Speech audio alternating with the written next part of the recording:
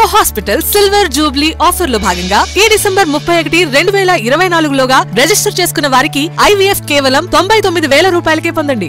Welcome to off the record. This is Chakri. Deeksha Diwas ని BRS relaunch pad లా వాడుకోవాలనుకుందా?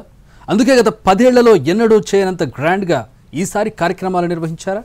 Telangana champion KCR అని మళ్లీ చెప్పడంతో పాటు అదే విషయాన్ని జనంలోకి బాగా ఎక్కించే ప్రయత్నం మొదలైందా? గ్రాండ్ దీక్షా దివస్ వెనుక గులాబీ అధిష్టానం వ్యూహం ఏంటి?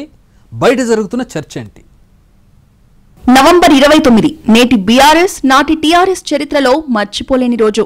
తెలంగాణ ఉద్యమ పథంలో ఆఖరి అస్త్రంగా ఆమరణ నిరాహార దీక్ష చేయాలని కేసీఆర్ నిర్ణయం తీసుకున్న రోజు. 2009లో అదే రోజున ఆయన దీక్ష ప్రారంభించడం, ఆ తర్వాత మారిన పరిస్థితుల దృష్ట్యా రాష్ట్ర ఏర్పాటు ప్రక్రియ మొదలు పెడుతున్నామన్న నాటి కేంద్ర ప్రభుత్వ ప్రకటనతో కేసీఆర్ దీక్ష విరమించడం తెలిసిందే.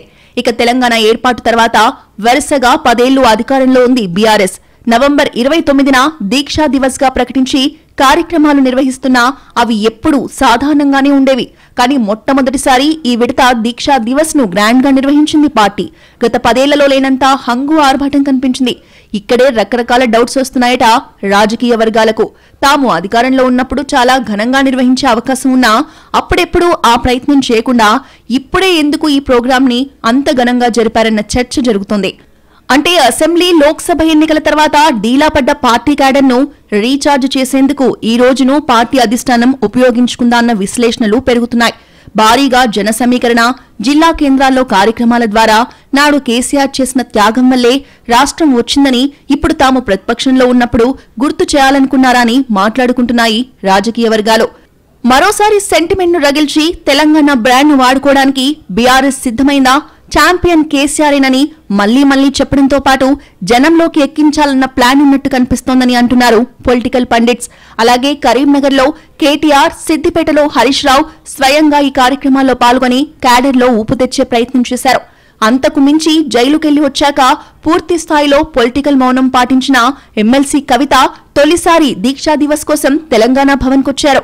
అంటే ఆమె కూడా తిరిగి రాజకీయాల్లో యాక్టివ్ అయ్యేందుకు దీన్నో మంచి వేదికగా ఉపయోగించుకున్నారన్న చర్చ బలంగా ఉంది.